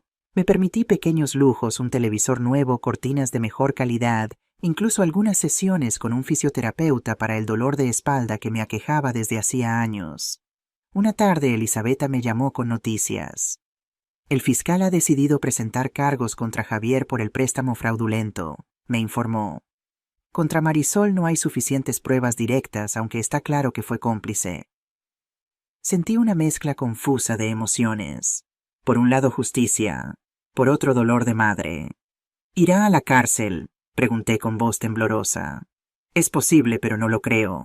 Al ser su primera ofensa y haber confesado voluntariamente, probablemente reciba una sentencia suspendida condicionada a tratamiento para su ludopatía y restitución financiera. ¿Y Carmela? Elisabetta hizo una pausa. La señora Sánchez me ha contactado. Está preocupada. Javier y Marisol están teniendo dificultades. Él ha perdido varios trabajos temporales, parece que por presentarse ebrio. Marisol está trabajando turnos dobles en un centro comercial, lo que significa que Carmela pasa mucho tiempo sola o con vecinos. Mi corazón se encogió. ¿Puedo hacer algo? ¿Puedo verla? De hecho, estamos considerando solicitar visitas supervisadas. Serían en un centro neutral con un trabajador social presente. Si estás interesada... Por supuesto que estoy interesada, respondí sin dudar. Es mi nieta. La amo. 2 semanas después me encontraba en una sala aséptica de un centro de servicios familiares, nerviosa como una adolescente en su primera cita. La señora Sánchez me había explicado las reglas. La visita duraría 1 hora. Ella estaría presente todo el tiempo. No podríamos discutir el caso legal ni hablar mal de sus padres. Cuando la puerta se abrió y Carmela entró, me quedé sin aliento. Parecía más delgada, más pálida. Su cabello, que yo solía cepillar hasta que brillaba, estaba opaco y mal cortado. Pero sus ojos, esos ojos que me recordaban tanto a Lorenzo, se iluminaron al verme. «Abuela», corrió hacia mí y se lanzó en mis brazos con tanta fuerza que casi perdí el equilibrio. La abracé estrechamente, respirando su aroma, sintiendo su pequeño cuerpo temblar con sollozos contenidos. «Mi niña, mi pequeña», murmuré contra su cabello. «Te he extrañado tanto». La hora pasó en un suspiro. Carmela me contó sobre su nueva escuela, sus nuevos amigos pocos, su nuevo apartamento pequeño y ruidoso. Evitó hablar de sus padres y yo no pregunté, respetando las reglas. Jugamos con juguetes que el centro proporcionaba. Le leí un libro. Peiné su cabello con mis dedos, prometiéndole arreglarlo mejor la próxima vez. Cuando la señora Sánchez anunció que nuestro tiempo había terminado, Carmela se aferró a mí. «No quiero ir, mi abuela. Quiero ir contigo, a casa». «Lo sé, mi amor, lo sé. Pero por ahora tenemos que seguir las reglas. Te prometo que nos veremos pronto». La visita estableció un patrón. Cada 2 semanas pasaba 1 hora con Carmela. Cada vez notaba pequeños cambios, ropa más descuidada, ojeras bajo sus ojos, una tristeza que ningún niño de 9 años debería cargar. Durante una de estas visitas, mientras coloreábamos juntas, Carmela dejó caer el lápiz repentinamente. «Papá llora mucho», dijo en voz baja, mirando el dibujo, y no a mí. «Por las noches, cuando cree que estoy dormida, dice tu nombre a veces». No supe qué responder. La señora Sánchez, sentada discretamente en un rincón, me lanzó una mirada de advertencia. «A veces los adultos se ponen tristes, cariño», respondí cuidadosamente. «Como cuando tú te sientes mal después de hacer algo que sabes que no está bien». Carmela asintió como si esto confirmara algo que ya sabía. «Mamá está enojada todo el tiempo. Grita a papá. Dice que todo es su culpa». Sentí una punzada de preocupación. «¿Te grita a ti también?», Carmela negó con la cabeza. «No mucho. Casi nunca está en casa. Trabaja mucho. La señora del 3B me cuida después de la escuela». Miré a la señora Sánchez, quien anotaba discretamente en su libreta. Más tarde, cuando acompañaba a Carmela hacia la salida donde Marisol la esperaría, la trabajadora social me detuvo un momento. «Esto confirma nuestras preocupaciones», murmuró. «La situación no es ideal. Seguiremos monitoreando». Esa noche, mientras regaba las plantas de mi jardín bajo el cielo estrellado de Valencia, pensé en mi familia fragmentada, en mi hijo roto por sus propias malas decisiones, en mi nuera amargada y resentida, en mi nieta atrapada entre todo este dolor adulto, y en mí finalmente libre pero todavía encadenada por el amor y la preocupación. «Lorenzo», susurré a las estrellas, imaginando que mi marido podía escucharme. «¿Qué debo hacer? ¿Cómo puedo arreglar esto?». Por supuesto, las estrellas no respondieron, pero sentí una extraña paz envolviéndome, como si Lorenzo estuviera allí, recordándome que algunas cosas no podemos controlarlas, solo aceptarlas y seguir adelante lo mejor que podamos. Esa noche tomé una decisión. Independientemente de lo que pasara con Javier y Marisol, yo estaría allí para Carmela. Sería su roca, su puerto seguro. Y si algún día necesitaba más que visitas quincenales, estaría lista para ofrecerle un hogar. El otoño llegó a Valencia con lluvias suaves y temperaturas más frescas. Mi jardín comenzaba a prepararse para el invierno, las flores desaparecían gradualmente, dando paso a un tipo diferente de belleza más sobria. Una tarde de domingo, mientras preparaba un guiso de garbanzos, escuché el timbre. No esperaba visitas. Dolores estaba visitando a su hermana en Alicante y mis clientas nunca venían en domingo. Abrí la puerta y me quedé paralizada. Era Javier. Estaba casi irreconocible. Había perdido peso, mucho peso. Su ropa colgaba de su cuerpo como si perteneciera a alguien más grande. Tenía barba de varios días, pero no era una barba cuidada, sino el resultado del descuido. Sus ojos, hundidos en círculos oscuros, reflejaban un cansancio profundo. «Mamá», dijo con voz ronca.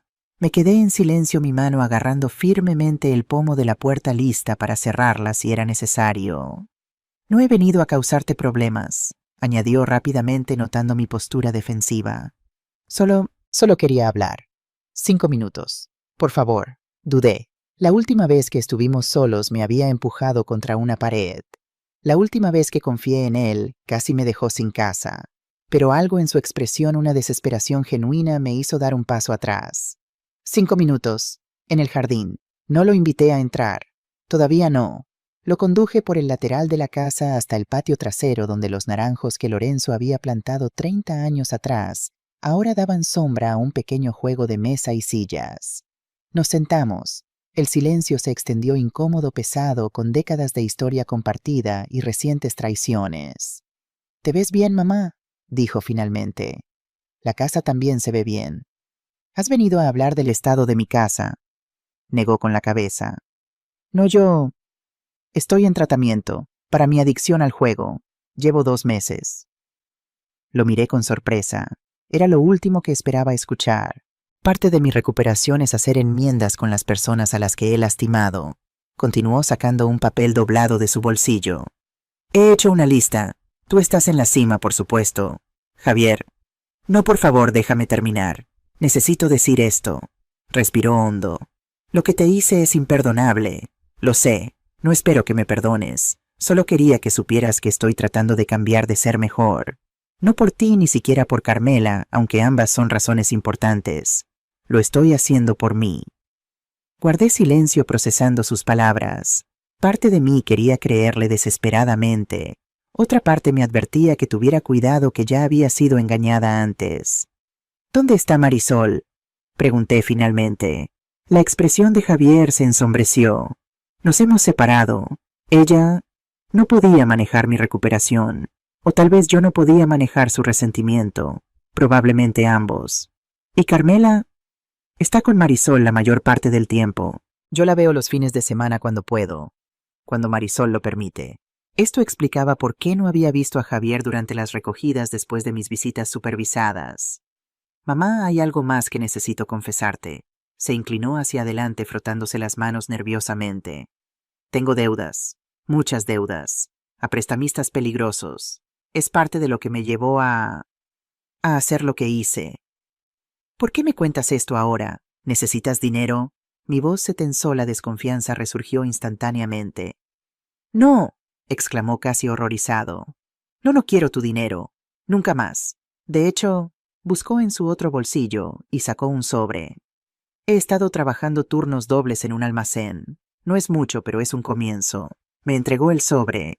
Dentro había 500 euros y un pagaré manuscrito prometiendo devolver el resto del préstamo fraudulento en cuotas mensuales. «Sé que es apenas una fracción de lo que te debo, no solo financieramente, sino emocionalmente, pero es un comienzo». Un compromiso. Miré el dinero luego a mi hijo. El hombre que había dado a luz, criado, amado incondicionalmente. El hombre que me había traicionado de la peor manera posible. El hombre que ahora se sentaba frente a mí roto, pero intentando reconstruirse. «Tu terapeuta te sugirió esto, ¿verdad?», asintió. «Sí, pero quería hacerlo. Necesitaba hacerlo. Por mí tanto como por ti». Doblé el pagaré y se lo devolví, pero retuve el dinero. «No necesito una promesa escrita, Javier. Tu palabra debería ser suficiente. Si no lo es, ningún papel lo arreglará». Pareció entender el peso de lo que le estaba diciendo. Guardó el papel de nuevo en su bolsillo. «Hay algo más», añadió después de un momento. «La señora Sánchez me ha dicho que ves a Carmela regularmente». «Sí, 2 veces al mes. Visitas supervisadas». «Es bueno. Ella te necesita. Te extraña mucho». Hizo una pausa. «De hecho, la señora Sánchez sugirió que quizás, si estás de acuerdo y después de un tiempo prudencial, podríamos modificar el arreglo. Permitir visitas más largas. Tal vez incluso que Carmela se quede contigo algunos fines de semana». Mi corazón se aceleró. Marisol estaría de acuerdo con eso. Javier frunció el ceño. «Honestamente no lo sé, pero no es solo su decisión. Y la señora Sánchez está preocupada por el ambiente en el que está Carmela ahora». No dije nada, pero mi mente ya estaba planeando cómo reacondicionar la habitación de Carmela, qué comidas prepararía, qué libros leeríamos juntas. «Tus 5 minutos han pasado», dije finalmente, pero sin la dureza que había planeado inicialmente. Javier se levantó. «Gracias por escucharme, mamá. No esperaba tanto». Lo acompañé hasta la puerta. Mientras se giraba para irse, algo me impulsó a preguntar: «¿Dónde estás viviendo ahora?». Se encogió de hombros. «En un albergue temporalmente. Es parte del programa». Desintoxicación completa del juego del alcohol de las relaciones tóxicas. Empezar de cero. Lo miré largamente este hombre que era a la vez mi niño pequeño y un extraño. Si necesitas un lugar para estar para hablar, mi puerta está abierta. No para vivir, no todavía, tal vez nunca, pero para visitar, para reconstruir poco a poco. Su expresión se iluminó brevemente como si un rayo de sol atravesara nubes densas. Gracias, mamá. Significa más de lo que puedo expresar. Lo vi alejarse calle abajo, su figura solitaria encorvada contra el viento otoñal. No sentía perdón, no completamente, pero sentía algo más: esperanza. Una frágil esperanza de que quizás con tiempo y esfuerzo, algún tipo de relación podría ser salvada de las cenizas de lo que habíamos perdido. Esa noche llamé a Elisabetta para contarle sobre la visita de Javier. ¿Crees que es sincero?, le pregunté, todavía insegura de mis propios sentimientos. Es difícil saberlo con certeza, respondió ella cuidadosamente. La adicción es una enfermedad compleja y la recuperación rara vez es un camino recto. Habrá recaídas, habrá luchas. Entonces debo mantenerlo alejado. No dije eso. Hizo una pausa.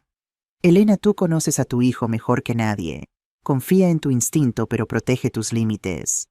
Puedes apoyar su recuperación sin sacrificar tu seguridad emocional o financiera. Sus palabras resonaron en mí.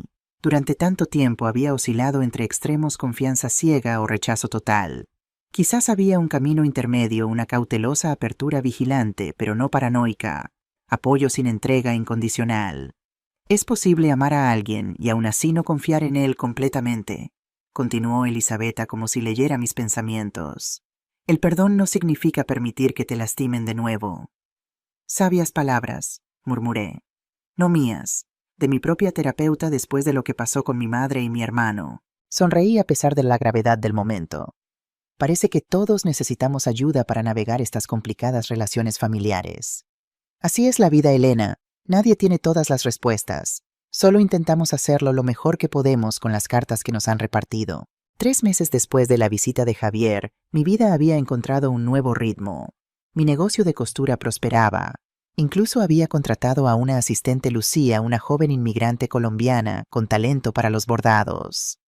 Las visitas con Carmela se habían vuelto más frecuentes, pasando de 2 horas quincenales a tardes completas cada semana.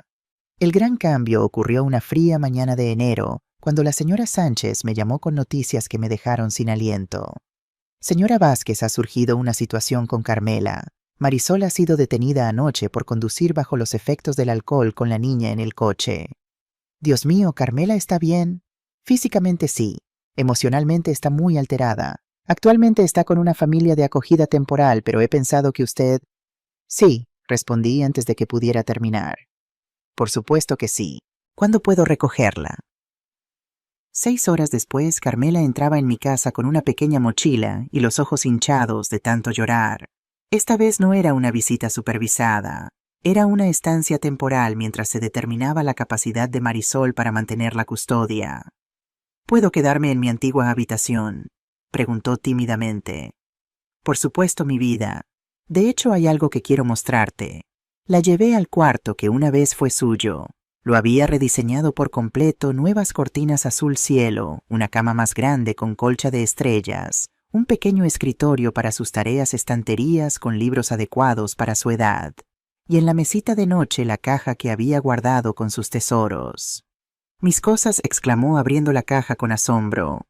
«¿Guardaste mis cosas?». «Claro que sí. Siempre supe que volverías de una forma u otra». Me abrazó con fuerza y por primera vez en mucho tiempo sentí que algo fundamental en el universo volvía a su lugar correcto.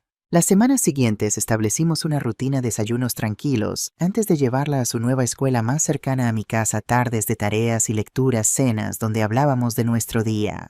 Carmela florecía ante mis ojos, recuperando el color en sus mejillas, la luz en su mirada. Javier venía 2 veces por semana. Al principio nuestros encuentros eran tensos, supervisados. Gradualmente, a medida que demostraba su sobriedad y compromiso con su recuperación, las visitas se volvieron más relajadas. Los 3 cenábamos juntos, a veces como una extraña versión reconfigurada de familia. Un día, mientras Carmela estaba en la escuela, Javier me ayudaba a arreglar una tubería gotante bajo el fregadero. Trabajábamos en silencio él dentro del gabinete, yo pasándole herramientas. Esto me recuerda a cuando papá me enseñaba a hacer reparaciones, comentó su voz amortiguada por el espacio reducido. Siempre decía que un hombre debe saber cuidar su hogar. Tu padre valoraba la independencia, respondí sorprendida por el recuerdo compartido. Pero también el trabajo en equipo. Solos hacemos poco, juntos hacemos mucho, solía decir. Javier salió del gabinete secándose las manos en un trapo. Lo extraño, ¿sabes? A veces me pregunto qué habría pensado de todo esto. Estaría decepcionado, dije honestamente. Pero también orgulloso de verte intentando corregir tus errores. Asintió aceptando la dura verdad junto con el consuelo. Sabes, he estado pensando en abrir mi propio negocio, dijo tras un momento. Algo pequeño, un servicio de reparaciones domésticas. Tengo habilidad para ello y no quiero pasar el resto de mi vida en un almacén. Suena como un buen plan. El problema son los fondos iniciales. Con mis deudas y el dinero que todavía te debo, me tensé inmediatamente. Era este el momento en que todo volvía a empezar. La solicitud de dinero, las promesas, el ciclo de abuso. Javier notó mi reacción. No, mamá, no estoy pidiéndote nada. De hecho, quería decirte que he solicitado un pequeño préstamo al banco, con mi trabajo actual como garantía, completamente legítimo, completamente transparente. Sentí alivio, pero también una punzada de culpa por haber dudado tan rápidamente. Me alegro, Javier, de verdad. Espero que funcione. Yo también. Hizo una pausa. Y quería que supieras que sigo pagando mis deudas, las legítimas y las que tengo contigo. Había estado depositando fielmente pequeñas cantidades en mi cuenta cada mes como prometió. Lo sé, lo veo, lo aprecio. Ese día marcó un punto de inflexión. No era perdón total, no era olvido, pero era un tipo de paz. Un reconocimiento de que ambos estábamos intentando reconstruir algo de los escombros de nuestra relación. En cuanto a Marisol, su historia tomó un rumbo diferente. Después de su arresto, fue obligada a asistir a un programa de tratamiento para el alcoholismo. Mantenía visitas supervisadas con Carmela, pero eran tensas y a menudo terminaban en lágrimas. A diferencia de Javier, Marisol nunca asumió realmente su responsabilidad. Siempre culpaba a otros, a Javier, a mí, al sistema, a la mala suerte. 6 meses después de que Carmela viniera a vivir conmigo, el tribunal familiar revisó el caso. La jueza Montero, la misma que había presidido nuestro caso anterior, escuchó los informes de la señora Sánchez, los testimonios de los maestros de Carmela sobre su mejora académica y emocional, y las evaluaciones psicológicas de todos los involucrados. Este tribunal concede la custodia temporal de Carmela Vázquez Serrano a su abuela Elena Vázquez Ruiz por un período inicial de 1 año sujeto a revisión, dictaminó. Los padres Javier Vázquez y Marisol Serrano mantendrán derechos de visita bajo las condiciones especificadas en este documento. Salimos del tribunal, Carmela sosteniendo mi mano firmemente.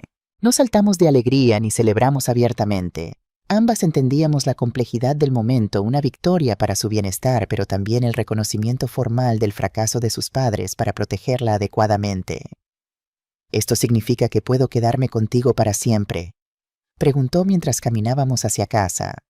Significa que te quedarás conmigo mientras sea lo mejor para ti, respondí cuidadosamente, y que trabajaremos todos juntos para que algún día tu papá y quizás incluso tu mamá puedan estar lo suficientemente bien para cuidarte como mereces. Asintió, procesando esto con una madurez más allá de sus años. Me gusta vivir contigo, abuela, me siento segura. Y yo amo tenerte conmigo, mi vida. Mi casa es mucho más un hogar cuando estás en ella. Esa noche, después de acostar a Carmela, me senté en el jardín bajo las estrellas, en el mismo lugar donde Lorenzo y yo solíamos compartir un vino después de que Javier se durmiera. Hemos recorrido un largo camino, mi amor, le susurré a su recuerdo. No como lo planeamos, no como lo esperábamos, pero estamos aquí. Estoy aquí, más fuerte de lo que jamás imaginé que podría ser. Mi teléfono vibró con un mensaje. Era de Dolores. ¿Cómo te sientes, guerrera? Sonreí. En paz. No perfecta, pero en paz. Mientras contemplaba el cielo nocturno, reflexioné sobre todo lo que había aprendido en estos últimos años turbulentos, que el amor verdadero a veces significa establecer límites dolorosos, que la fortaleza no siempre se parece a lo que imaginamos, que nunca es demasiado tarde para reclamar tu poder, tu espacio, tu vida, que las familias pueden romperse y reconstruirse en formas nuevas e inesperadas. Y sobre todo que yo, Elena Vázquez, una costurera de 65 años de Valencia, tenía dentro de mí una resistencia que nunca supe que poseía. Al día siguiente, impulsada por esta nueva claridad, hice algo que había estado considerando durante meses. Llamé a varias mujeres del vecindario que conocía mujeres de mi edad o mayores mujeres que habían experimentado sus propias luchas con hijos adultos, con parejas abusivas, con sistemas que parecían ignorarlas. Las invité a tomar café en mi jardín. Vinieron 7. Les conté mi historia completa sin vergüenza, sin filtros. Ellas contaron las suyas. Lloramos juntas, reímos juntas, nos reconocimos en las experiencias de las demás. Deberíamos hacer esto regularmente, sugirió María, una viuda de 70 años que había estado luchando para evitar que su yerno vendiera la casa que compartía con su hija. Como un grupo de apoyo, añadió Carmen, de 68, cuyos hijos apenas la visitaban, pero siempre llamaban cuando necesitaban dinero. Más que eso, dije, sorprendiéndome a mí misma con la fuerza de mi convicción. Un círculo de sabiduría, un lugar donde compartimos no solo nuestros problemas, sino nuestras soluciones, donde nos ayudamos mutuamente a ser fuertes, a defendernos, a reclamar el respeto que merecemos. Así nació Las Matriarcas de Valencia, nuestro pequeño grupo que pronto creció a 20 miembros, luego 30. Nos reuníamos semanalmente alternando casas. Compartíamos recursos legales, contactos de profesionales de confianza, estrategias para manejar situaciones difíciles y, lo más importante, la validación de que nuestras experiencias importaban, de que nuestras voces merecían ser escuchadas. Un año después de recuperar mi casa, mi vida era casi irreconocible comparada con lo que había sido. Carmela florecía bajo mi cuidado, convirtiéndose en una niña segura y curiosa. Javier, sobrio por 15 meses, comenzaba lentamente a construir su pequeño negocio. Marisol seguía siendo una presencia distante y a menudo problemática, pero habíamos establecido límites claros que incluso ella respetaba la mayor parte del tiempo. Mi negocio de costura prosperaba ahora con una especialización en trajes de novia que me permitía cobrar tarifas más altas por mi experiencia. Las matriarcas se habían convertido en una institución local, incluso habíamos sido entrevistadas por un periódico regional. Y yo, Elena Vázquez, la mujer que una vez huyó de su propia casa sangrando y aterrorizada, ahora me sostenía erguida con la cabeza alta en mi hogar, en mi vida, en mi poder. Cada noche antes de dormir susurraba las mismas palabras a la fotografía de Lorenzo en mi mesita de noche. Lo logré, mi amor. Recuperé nuestra casa. Recuperé nuestra dignidad. Recuperé nuestra familia, aunque de formas que nunca habríamos imaginado. Y sobre todo, me recuperé a mí misma. Y esa al final fue la victoria más dulce de todas.